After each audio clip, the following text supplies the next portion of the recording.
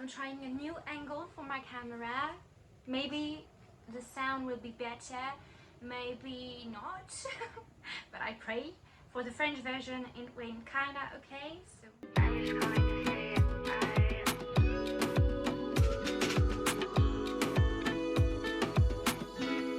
it. So hi fellow readers, my darlings. So in this video, without keeping you waiting any longer, I'm going to tell you about 2 more novels. Shocker. That is to say that sometimes I do not only read series or sagas. I know, wow, that was a plot twist. What a shock. It is impossible. How so? Well, sometimes between the big volumes of heavy series or before moving on to another or while I am waiting for the new publishings, I sometimes want to space out and suddenly I read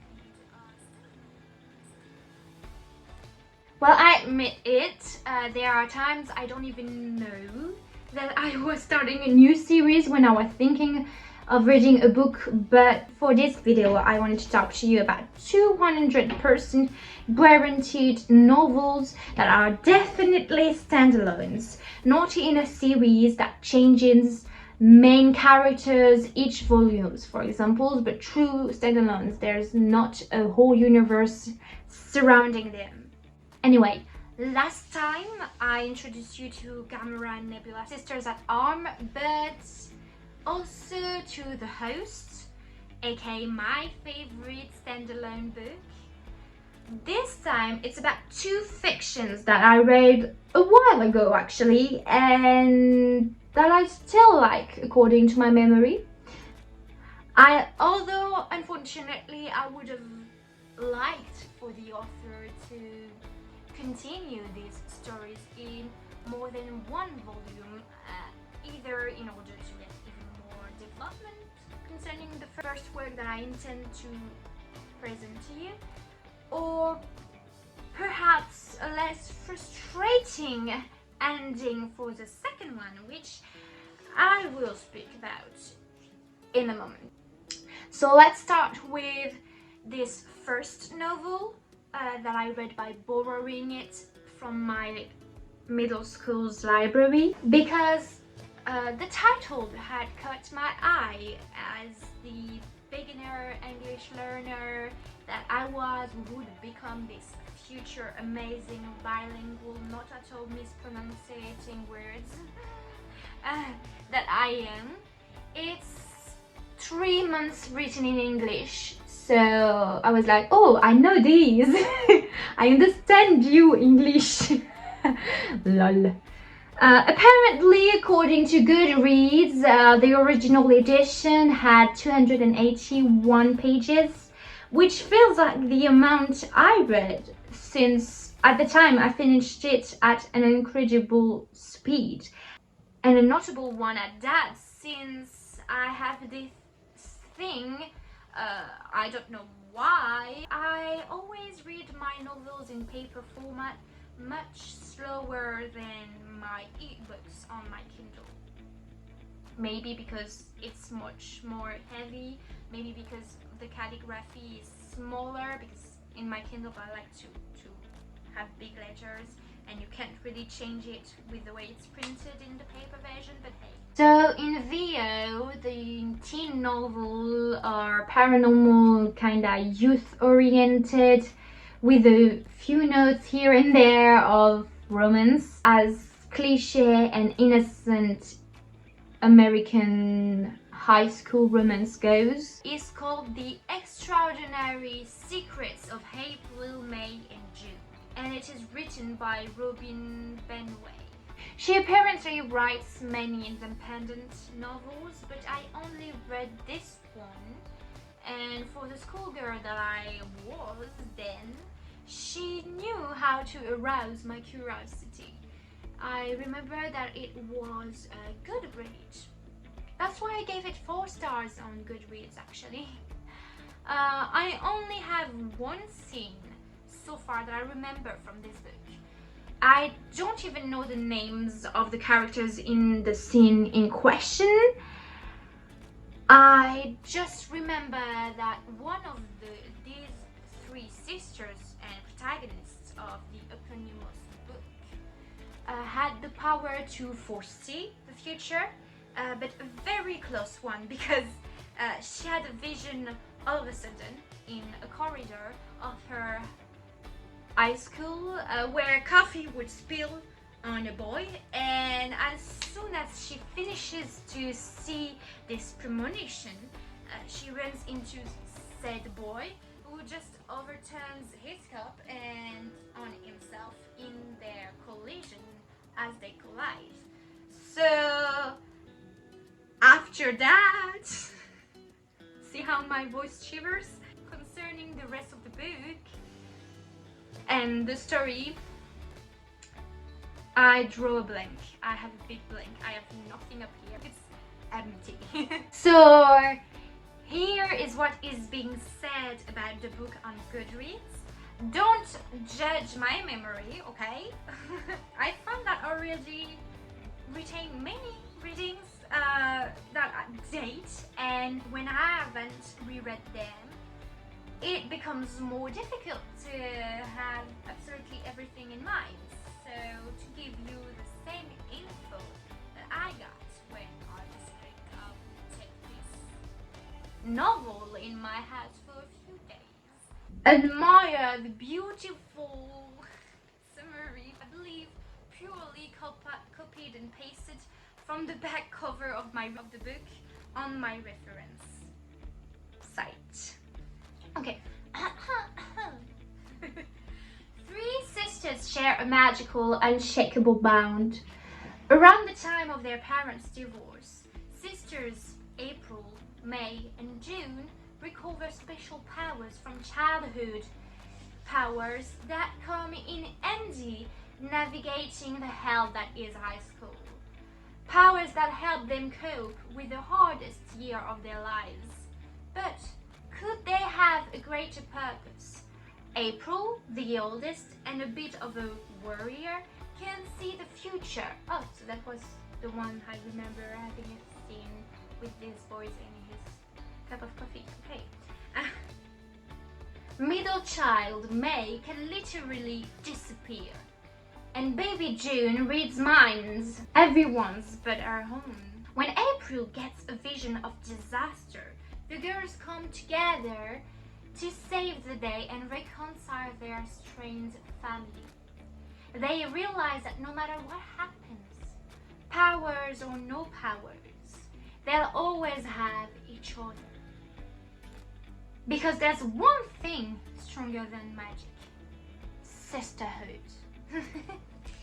Well, it was published in 2010, so that surely means that I read it only 2 years, I believe, after its release, and that it was because it was a new acquisition of my old scholar library, which had to be put on the podium. They had a podium that they changed every week to motivate students to read novels of all kind of to get them away from comic books and the computers.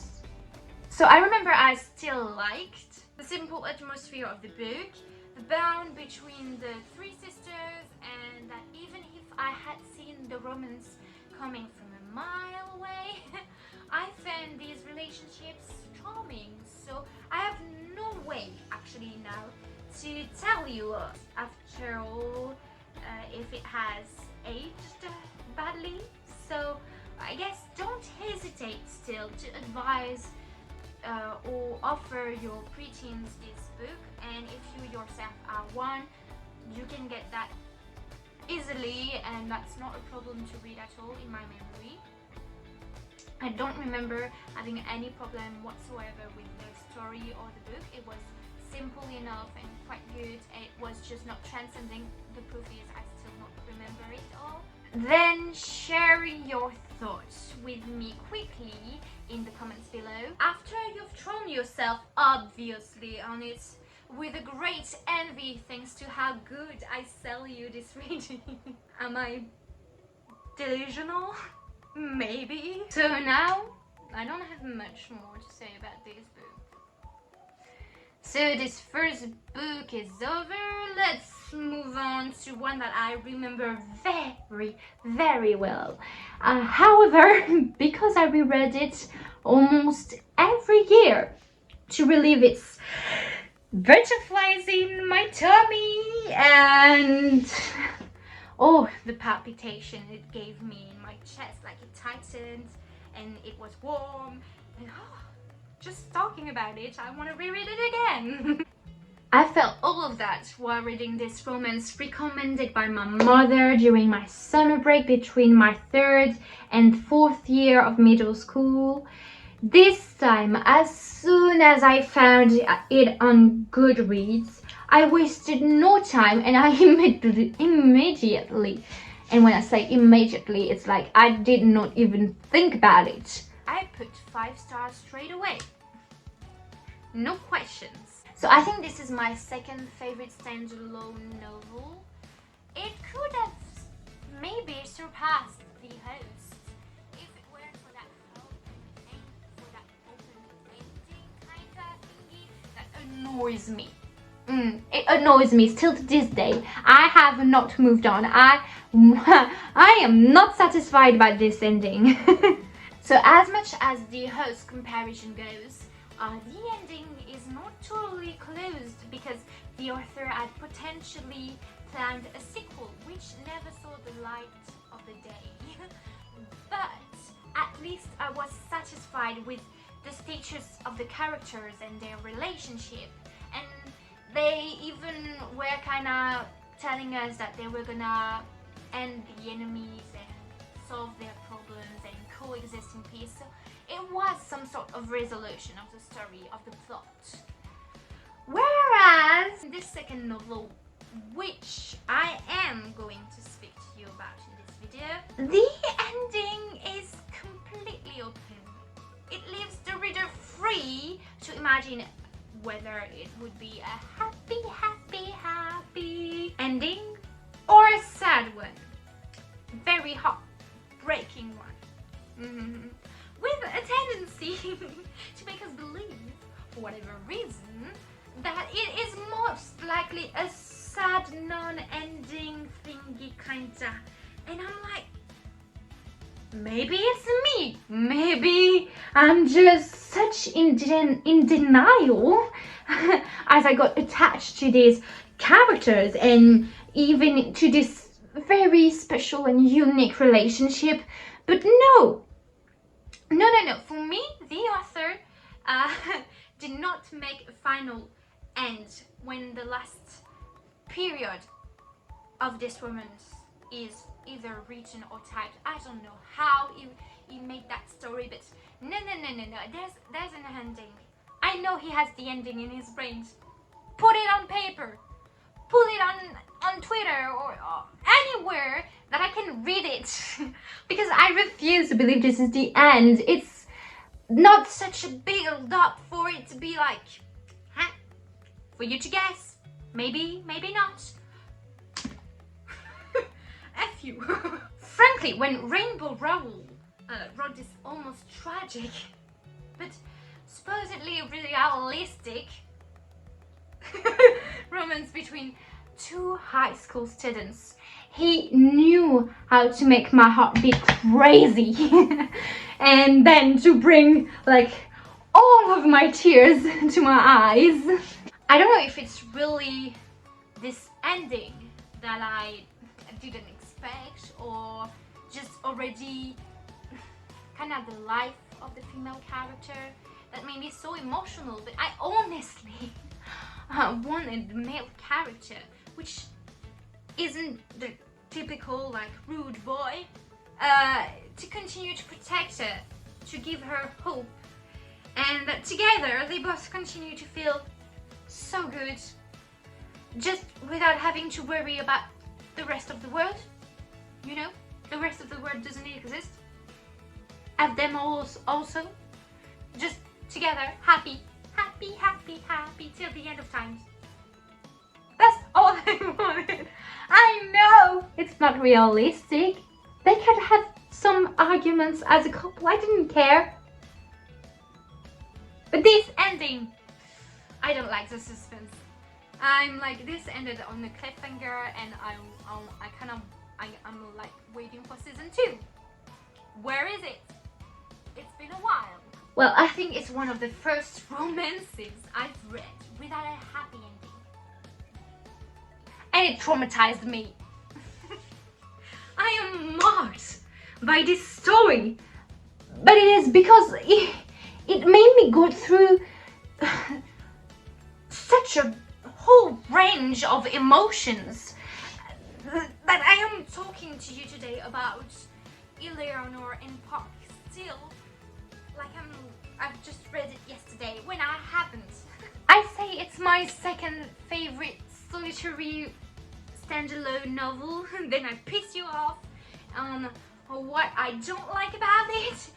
My love-hate relationship for this story must be confusing to you. Well, imagine yourself in my shoes.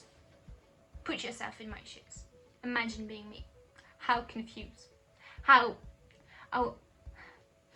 toned I am. No, I'm not a dramatic queen. Maybe a bit.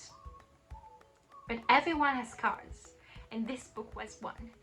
But it's a good scar. Maybe I am a bit worrisome and sadomasochist or whatever is the term, because it pains me, but I like that pain. I want more.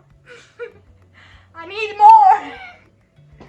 So, to sum it up, it's the story of a first love between two teenagers in 1986 who have nothing in common with each other or with others, as they both are some kind of outcasts and misfits.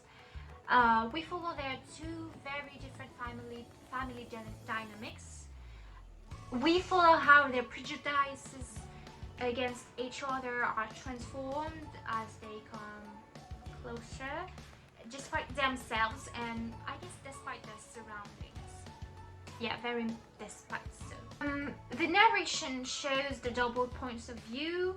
The main character has a Korean mother and an American father, while our overweight female protagonist grows up in a large family, and a poor one at that, with her mother and a toxic stepfather, and their personal identity, the way they behave and the way they are described, centers a lot on those big subjects.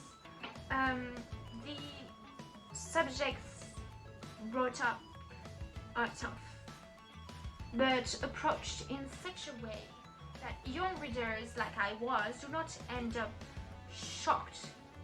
No, I guess not for these reasons.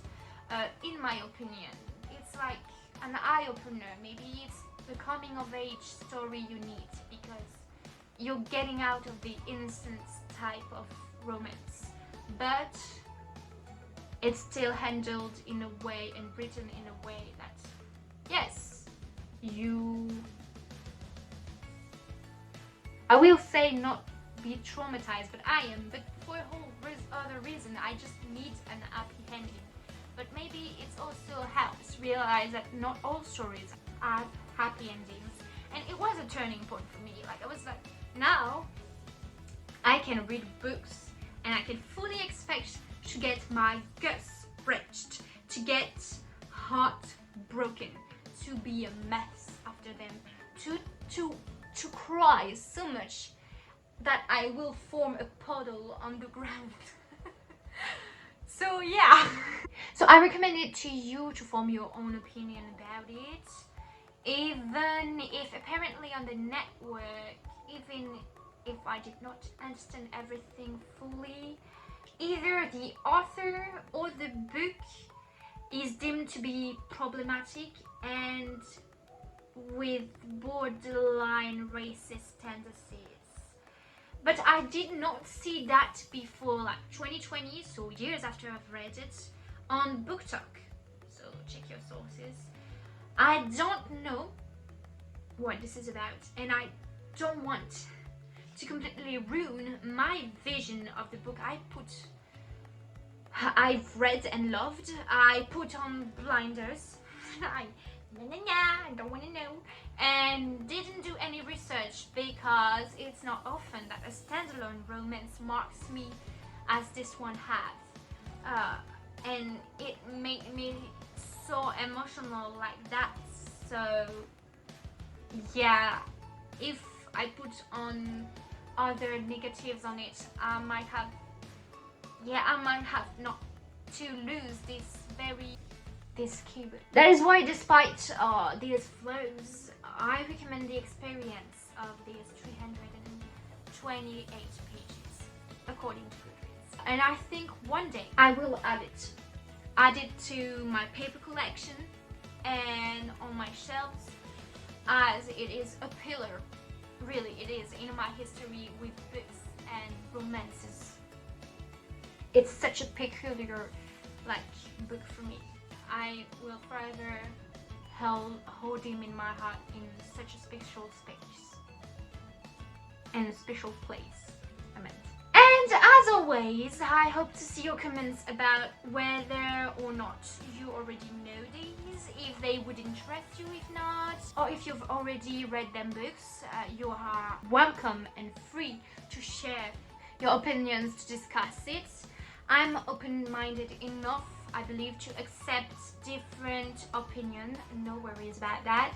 But for me, these are novels of which I still have good memories. So I hope to be able to share these discoveries with you. So please do not judge me too harshly as well. With that last note, that'll be all for me today. I intend to go back to my Kindle, and I wish you all, my little friends and darlings, good readings. I'll see you next week, next time, as soon as the editing allows me. I'll be quick, I hope. No promises. And well then, bye!